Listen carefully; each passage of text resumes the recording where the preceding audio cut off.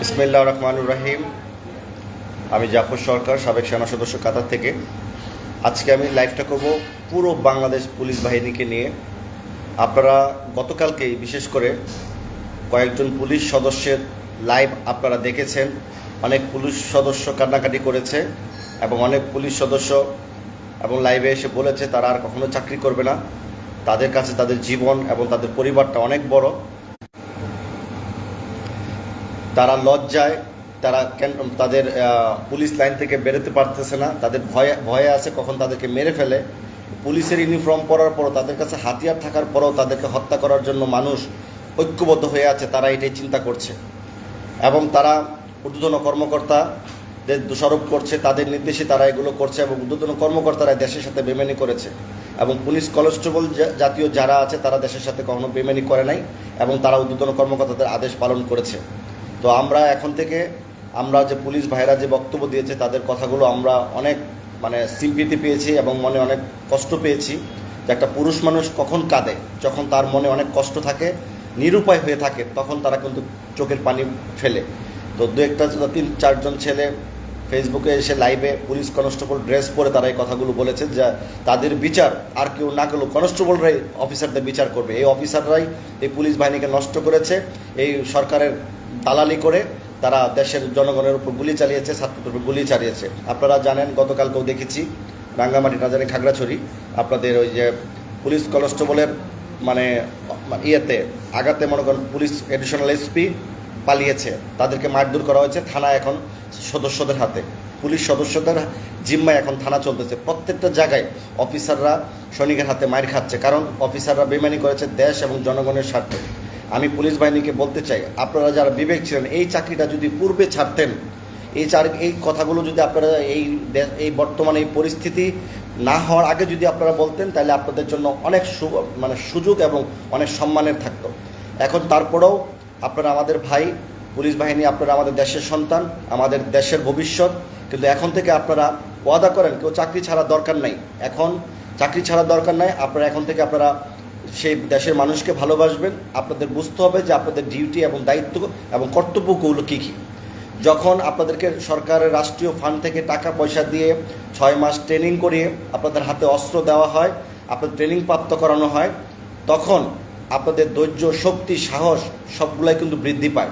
আপনারা যখন ট্রেনিং করেন, নিজেকে সেই কিছু জিনিস আছে, ধৈর্য ধারণ করার ক্ষমতাও আপনাকে রাখতে হবে।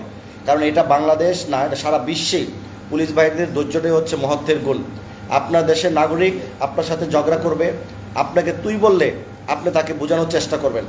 এখনকার যে পুলিশ দেখা গেছে, কেউ যদি তুই বলে তারা আরও বিশ্রী বাঁধারচোদ বাইনচোদ করে গালাগালি করে, আমাদের দেশের নাগরিককে কথায় কথায়। তো এগুলো থেকে আপনারা সরে আসতে হবে।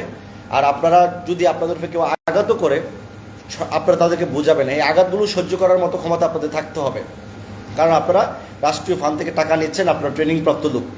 এবং যখন যদি আপনারা দেখতেছেন না পারতেছেন, আপনাদের জীবন সংকীর্ণর ভিতরে চলে গেছে, খুব সংকীর্ণ, আপনার বিপদ, জীবনটা আপনার নিরাপত্তার ভিতরে নাই, তখন আপনি তাদেরকে কিছু ফাঁকা গুলি করতে পারেন উপরে, ফাঁকা গুলি করতে পারেন। যদি কাজে না হয়, তখন আপনি তাদেরকে হাতে পায়ে হাঁটুর নিচে আপনি গুলি করতে পারেন, যখন দেখবেন যে আপনার নিরাপত্তা শেষ পর্যায়ে চলে গেছে। কিন্তু এগুলো না করে আপনারা সরাসরি সংবিধান লঙ্ঘন করে রাষ্ট্রদ্রোহী কাজে যুক্ত হয়ে সরাসরি পাবলিক এবং ছাত্রদের উপর যেভাবে গুলি চালিয়েছেন, সেটা অত্যন্ত মর্মান্তিক। এবং পুলিশ বাহিনীর কিছু দফা আমরা শুনেছি, কিন্তু সব দফা আমরা অ্যাকসেপ্ট করলাম। বিশেষ করে আমার পছন্দ হয়েছে, কোনো রাজনৈতিক দল পুলিশ বাহিনীকে ব্যবহার করতে পারবে না। আবার যদি রাজনৈতিক দল ব্যবহার না করে, তাহলে যদি আবার পুলিশ বাহিনী ব্যাপর হয়ে যায় যে আমরাই তো সব কিছু, আমরাই হ্যাডাম, আমরা কেউ না, আমরা কাউকে মানি না, জানি না, এগুলো হবে না। আপনারা প্রত্যেকটা আরব দেশে, বিদেশের পুলিশের দিকে নজর করুন, তারা তাদের দেশের নাগরিকের প্রতি কতটুকু শ্রদ্ধাশীল, কতটুকু যত্নশীল এবং কতটুকু নিরাপত্তাশীল, এগুলো আপনারা খেয়াল করবেন। তাহলে দেখবেন যে সরকার আপনাদের প্রতি হস্তক্ষেপ করবে না। যখনই আপনারা বিভিন্ন জিনিস অনিয়ম করবেন, দুর্নীতি করবেন, ঘুষ খাবেন, ঠুস খাবেন, এগুলো করবেন, তখন কিন্তু রাজনৈতিক প্রভাবটা আপনাদের প্রভাব পড়বে এবং রাজনৈতিক ব্যক্তিরা আপনাদেরকে ওই রাজনীতি হিসাবে আপনাদের ঘুরাবে, যখন আপনাদেরকে ইতিপূর্বে যেভাবে ঘুরিয়েছে। তো আমি পুলিশ সদস্যদেরকে বলবো, আপনারা যারা চাকরি ছাড়ার সিদ্ধান্ত নিয়েছেন, চাকরি ছাড়া দরকার নেই, আপনাদের জন্য অবশ্যই নতুন আইন করা হবে আপনাদের পরিস্থিতির উপর নির্ভর করে। আর যেসব পুলিশ সদস্য মারা গিয়েছেন, তো জনগণ কত কষ্টে আপনাদেরকে মানে পিটিয়ে মেরেছে সেটা আসলে প্রকাশ করা যায় না। তাদেরও ফ্যামিলি আছে, সন্তান আছে, এটা অনেক কষ্টের। কারণ ওই সন্তানগুলো তো তারা তো নিরপরাধ, তাদের স্ত্রীরা তো নিরপরাধ, তাদের তো বাবা মা নিরপরাধ। হয়তো সরকারের এই নীল নকশার কারণে পুলিশ অফিসারদের এই কিছু মানে দুর্নীতির কারণে আজকে ছোট ছোট পুলিশ সদস্যরা মানে বলির পাঠা হয়েছে। তো যে যেখানে আছেন এই বিষয়টা আপনারা ভুলে যান। আর এটা তদন্ত হবে যে ছাত্রদের উপর কোন কোন পুলিশ সদস্য প্রকাশ্যে গুলি করেছে, এটা কিন্তু তদন্ত হবে। এটা তদন্ত হওয়ার দরকার। পুলিশ সদস্য মারা গেছে রাষ্ট্রীয় কাজ করতে গিয়ে, এটার কোনো তদন্ত হবে না, কারণ তারা মারতে গিয়ে মরেছে। যদি আজকে তারা না মারতো তাহলে মরতো না। কিন্তু সংবিধান অনুযায়ী আমাদের দেশের নাগরিককে পুলিশ হত্যা করবে হাঁটুর নিচে গুলি করার কথা, সেখানে যদি উপরে করে সেটার জন্য জবাবদিহি করতে হবে। তো আমরা পুলিশ বাহিনীকে বলবো যে আপনারা জনগণের বন্ধু হয়ে যান, জনগণের শত্রু হয়ে না। এই পরিস্থিতি এখন দেখলেনি মানুষ ক্ষমতা চিরস্থায়ী থাকে না। তো বাংলাদেশ পুলিশ বাহিনীর আপনারা সকল সদস্যের প্রতি আমার সম্মানী সালাম রইল। যে যেখানে আছেন ভালো থাকবেন।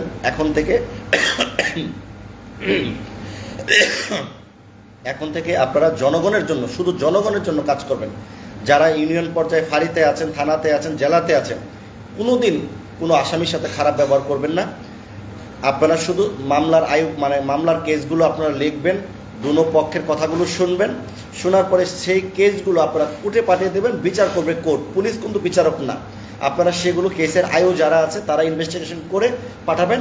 তারপরে কোর্ট যদি মনে করে এটাকে আবার ইনভেস্টিগেশন করতে হবে সাক্ষী মোতাবেক, তখন তারা করবে। আপনারা কোনো আসামির গায়ে হাত তুলতে পারবেন না, আসামিকে ধমক দিতে পারবেন না, কারণ তারা দেশের নাগরিক। দেশের নাগরিকরা এই ধরনের হস্তক্ষেপ করা বা হেনস্থা করা মোটেও কাম্য নয়। তো যে যেখানে ভালো থাকবেন। আমি প্রত্যেক